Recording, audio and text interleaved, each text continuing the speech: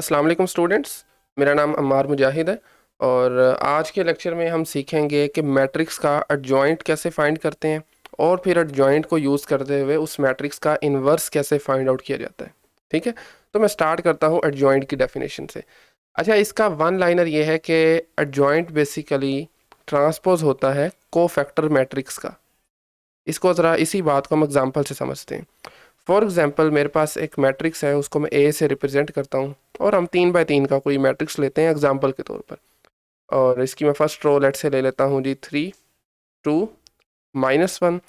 Second row में मैं ले लेता हूँ 1 6 3। और इसी तरह जो थर्ड रो है इसकी, उसमें मैं ले लेता हूँ लेट से जी 2 -4 और 0। ठीक है, ये आपका मैट्रिक्स है और हमें चाहिए इसका एडजॉइंट। एडजॉइंट को आमतौर पर simply A D J of A, adjoint of A, इस तरीके से इसको लिखा जाता है। तो उसके लिए जैसे मैंने आपको पहले बताया कि this is basically the transpose of the cofactor matrix. तो अभी हमें इसका ज़रा कोफैक्टर मैट्रिक्स चाहिए। ठीक है, तो कोफैक्टर्स क्या होते हैं सब एंट्रीज़ के, ये ऑलरेडी हम लेक्चर नंबर 7A में डिस्कस कर चुके हैं। आप इस वीडियो के बाद ऊपर लिंक आ रहा होगा, उस पर क्लिक करके आप वीडियो देख सकते हैं। ठीक है, तो मैं 1 बाय 1 सब एंट्रीज़ का कोफैक्टर फाइंड आउट यहाँ भी कर देता हूँ। तो जैसे फर्स्ट एंट्री है आपके पास, इसके कोफैक्टर को हम रिप्रेजेंट करते हैं सी और सबस्क्रिप्ट में 1 1, यानी फर्स्ट रो फर्स्ट कॉलम का आपके पास आ जाएगा cofactor. This is equal to -1, ये -1 फिक्स है यहाँ पर, raise to the power this 1 + 1, 1 + 1, और साथ में इसी एंट्री का माइनर आ जाएगा। माइनर को हम m से रिप्रेजेंट करते हैं और वो एंट्री जिसका आप कोफैक्टर फाइंड करते हैं उसी एंट्री का होगा ये m11। अच्छा जी, अब देखें -1 की पावर वी हैव 2, 1 + 1, और m11 क्या होगा। m11 बेसिकली आपके पास, चूंकि हम फर्स्ट एंट्री का ले रहे हैं दिस वन, इसका फाइंड आउट करना चाह रहे हैं, तो आपने फर्स्ट एंट्री जो कि फर्स्ट रो और फर्स्ट कॉलम में पड़ी है, आपने ये करना है कि पहली रो और पहला कॉलम ज़रा डिलीट करें। बाकी आपके पास एक 2 बाय 2 मैट्रिक्स बनता है, उसका डिटर्मिनेंट लेना है हमने, which is 6 3, then we have -4 और 0। ठीक है, ये एक 2 बाय 2 मैट्रिक्स है। This is basically the minor of entry which is in first row and first column, यानी 3 का माइनर है ये। फर्दर ज़रा सॉल्व करें, -1 to the power 2, this is 1, लिखने की जरूरत नहीं है। इसको देखें तो this is 0 × 6 which is 0, minus sign के साथ माइनस का 12, तो माइनस साइन के साथ माइनस का 12, तो अल्टीमेटली हमें इसका आंसर क्या मिल रहा है, दिस इज़ 12। तो 12 बेसिकली क्या है, कोफैक्टर है आपकी 1 1 का, यानी 3 का जो आपकी फर्स्ट एंट्री है उसका कोफैक्टर है। इसी तरह अगर आप 2 की बात करें तो उसके कोफैक्टर को हम रिप्रेजेंट करेंगे C12 से, यानी फर्स्ट रो सेकंड कॉलम। बिल्कुल सेम लाइंस पर -1 रेज टू द पावर 1 + 2, यहाँ पर 1 2 है तो 1 + 2 आ जाएगा, साथ में आएगा माइनर m12 का, तो -1 रेज टू द पावर हमारे पास हो जाएगा 3, -1 क्यूब है यानी कि। और नेक्स्ट देखें ज़रा m12, अब की बार आपने पिक करना है 2 को, फर्स्ट रो सेकंड कॉलम, तो फर्स्ट रो को और सेकंड कॉलम को डिलीट करें, पीछे हमारे पास बनता है 1 2 3 0 column wise, 1 2 then we have 3 0। तो यहाँ पर अगर आप इसको देखें तो वी हैव -1 की पावर 3 इज़ माइनस का 1, 0 आपने मल्टीप्लाई करते हैं ना इन एंट्रीज़ को, डायगोनल को minus non diagonal in case of 2 bye 2, तो हमारे पास बनेगा जी 0 -6, तो ultimately minus minus plus this is equal to 6। तो आपके पास कोफैक्टर C12 का 6 आ रहा है।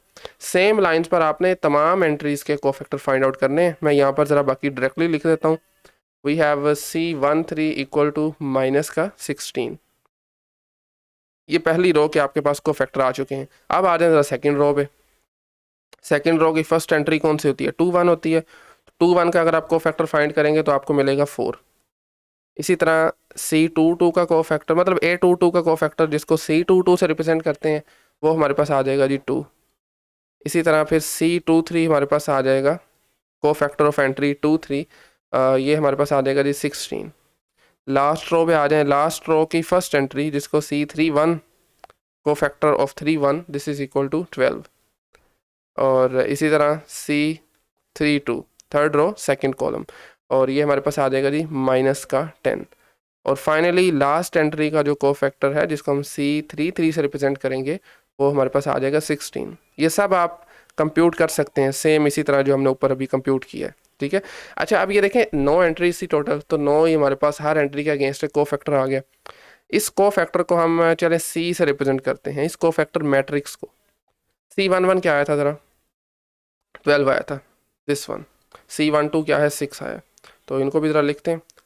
C11 12 है, C12 हमारे पास 6 था, और उसके बाद C13 इज़ माइनस का 16, और इसी तरह से सेकंड रो हमारे पास आ रही है 4 2 16, तो इसको भी लिख लें 4 देन 2 और देन 16। थर्ड रो हमारे पास आ रही है जी 12 देन माइनस का 10 और फाइनली वी हैव 16।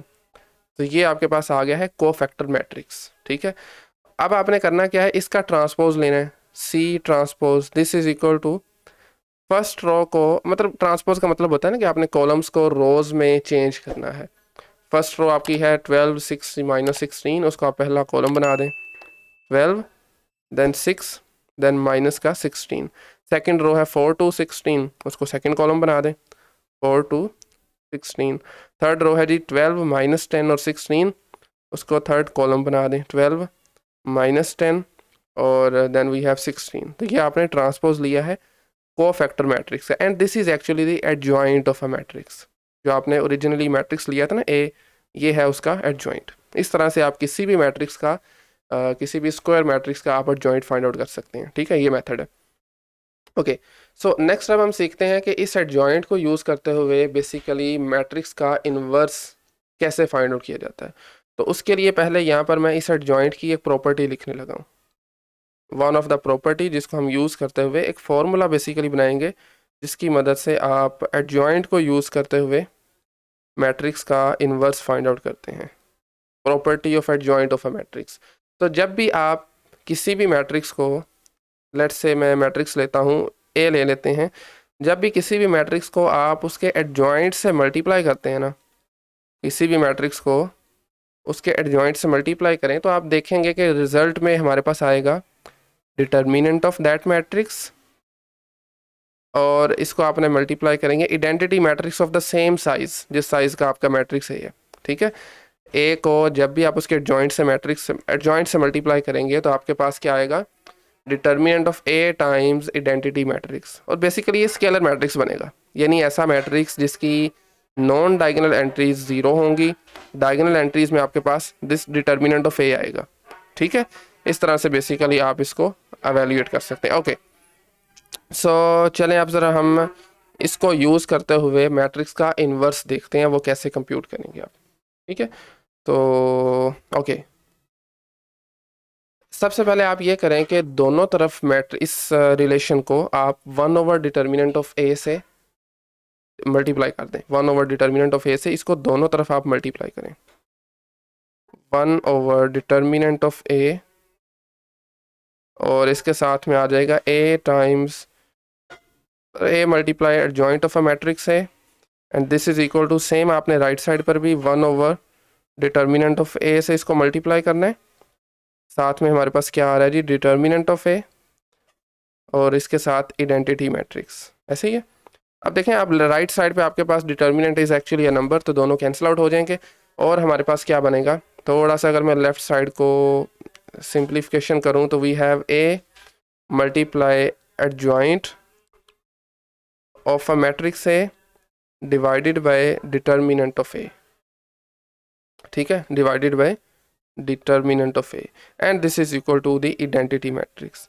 अब आपने ये करना है कि इसी को दोनों तरफ से ज़रा ए इन्वर्स से मल्टीप्लाई करें, सिंपली ए इन्वर्स से जब मल्टीप्लाई करेंगे दोनों साइड्स पर, तो क्या बनेगा जी, इस तरफ आपके पास adjoint of A divided by its determinant, मतलब डिटर्मिनेंट ऑफ ए एक्चुअली, और इसी तरह से हमारे पास राइट साइड पे आ जाएगा ए इन्वर्स साथ में आइडेंटिटी मैट्रिक्स। तो देखें लेफ्ट साइड पर आपके पास ए इन्वर्स टाइम्स है, दोनों एक दूसरे के इन्वर्सिस हैं, तो हमारे पास ये आइडेंटिटी बन जाएगा। तो we have this one is identity matrix, उसके साथ में adjoint of A divided by its determinant, and that is equal to A inverse को आइडेंटिटी से मल्टीप्लाई करेंगे, तो again we have the A inverse. तो ये this is basically the way जिसमें आप किसी भी मैट्रिक्स का जो है वो इन्वर्स फाइंड आउट कर सकते हैं। अच्छा, इन्वर्स जो है ना, सॉरी आइडेंटिटी मैट्रिक्स जो आपको नज़र आ रहा है, ये जस्ट चूँकि आइडेंटिटी मैट्रिक्स है तो इसको हम यहाँ से रिमूव भी कर सकते हैं, मतलब मल्टीप्लाई होकर इससे अगेन यही मैट्रिक्स आ जाएगा। ठीक है, तो ये फॉर्मूला हमने बना दिया जिसकी मदद से हम किसी भी मैट्रिक्स का इन्वर्स फाइंड आउट कर सकते हैं using the adjoint of a matrix. तो चलें ज़रा अब हम ऊपर जो हमने अभी एक मैट्रिक्स लिया था दिस वन ए वाला, इसी का हम ज़रा इन्वर्स फाइंड आउट करते हैं। इसका एडजॉइंट हमारे पास है, जस्ट हमने इसका डिटर्मिनेंट जो है वो एवेल्यूएट करना है। ठीक है, तो चले मैं इसको एक मरतबा अगेन लिखता हूँ। मैट्रिक्स हमारा है जी, ये बेसिकली आपकी बुक में देखें तो एग्जाम्पल भी है। मैट्रिक्स में ज़रा दोबारा लिख लेता हूँ। We have a matrix A 3x3 है और इसकी जो एंट्रीज हैं हमारे पास वो हैं जी, फर्स्ट रो आ रही है 3 2 -1, 3 2 -1, और सेकंड रो है 1 6 3, और इसी तरह से लास्ट यानी थर्ड रो हमारे पास है 2 -4 और 0। और हमने इसका जॉइंट भी कंप्यूट कर लिया था, वो भी यहाँ पर लिख लेते हैं। Adjoint of this matrix is another 3x3 matrix, और उसकी एंट्रीज क्या है हमारे पास। फर्स्ट रो आ रही है जी 12, देन 4, देन अगेन 12, और उसके बाद हमारे पास है 6, देन 2, देन माइनस का 10, और लास्ट रो जो हमारे पास है दिस इज़ -16, देन 16 अगेन 16। तो ये आपके पास इसका एडजॉइंट है। हमें जस्ट इन्वर्स हम कंप्यूट करने के लिए क्या करना है, इसका डिटर्मिनेंट वैल्यूएट करना है। डिटर्मिनेंट आपका कोफैक्टर एक्सपेंशन के जरिए भी कर सकते हैं, बाकी जो हमने मेथड पढ़े हैं रो रिडक्शन वगैरह उससे भी किया जा सकता है। तो मैं यहाँ पर कोफैक्टर एक्सपेंशन लगाने लगा हूँ। ठीक है, और कोफैक्टर में भी मैं इसको जो एक्सपेंड करने लगा हूँ वो हमने वहाँ पर पढ़ा था, आपने ऐसी रो से उसको एक्सपेंड करना है जिसमें maximum number of rose zeros हों। ऐसी रो या ऐसा कॉलम से भी इनफैक्ट जिसमें मैक्सिमम नंबर ऑफ रोज हों। तो आप इस केस में थर्ड रो या थर्ड कॉलम यूज़ कर सकते हैं। तो मैं चले यहाँ पर थर्ड कॉलम यूज़ करता हूँ। ठीक है, तो थर्ड कॉलम में सबसे फर्स्ट एंट्री देखें ज़रा -1, और इसके साथ हमारे पास क्या आ जाएगा, -1 वाली जो रो कॉलम है उसको इग्नोर करें, पीछे बचेगा 1 6 2 -4। नेक्स्ट हमारे पास एंट्री है 3, 3 की प्लेस पोजीशन क्या है हमारे पास, सेकंड रो है, और थर्ड कॉलम है 2 3, 2 3, 2 + 3 = 5, तो यहाँ पर माइनस के साथ 3 आएगा। और 3 वाली जो सेकंड रो है और थर्ड कॉलम को छोड़ें, बाकी बचेगा 3 2 2 -4। क्या बनेगा 3 2 अगेन 2 देन -4। तो नेक्स्ट 0 है तो इसको जस्ट आप 0 लिख सकते हैं। ठीक है, अच्छा जी, अब इसको देखें ज़रा, माइनस साइन के साथ वी हैव -4 -12, -4 -12, और -3 के साथ नेक्स्ट क्या आ जाएगा, 3 टाइम्स -4 इज़ -12, देन -4, -12 माइनस का 4 आ जाएगा। फर्दर जब आप इसको सोल्व करेंगे तो we have minus times -16, then we have again -3 times -16। Just आप इस सब को जब आप एड अप करेंगे तो 16 + 48 and this is equal to 64। तो इसका डिटर्मिनेंट जिसको हम वर्टिकल इस तरीके से साइंस में भी लिख सकते हैं, वर्टिकल बार्स में भी, वो हमारे पास क्या आ गया 16 आ गया। तो अब आपने जस्ट क्या करना है, डिटर्मिनेंट भी आ गया, एडजॉइंट भी आ गया, तो इस फॉर्मूले में आपने दोनों को पुट करना है। तो इससे हमें इस मैट्रिक्स ए का इन्वर्स मिलेगा, यानी inverse of A is equal to 1 over determinant of A, which is 1 over 64 times the adjoint of this matrix. Adjoint क्या है जी, 12 4 12,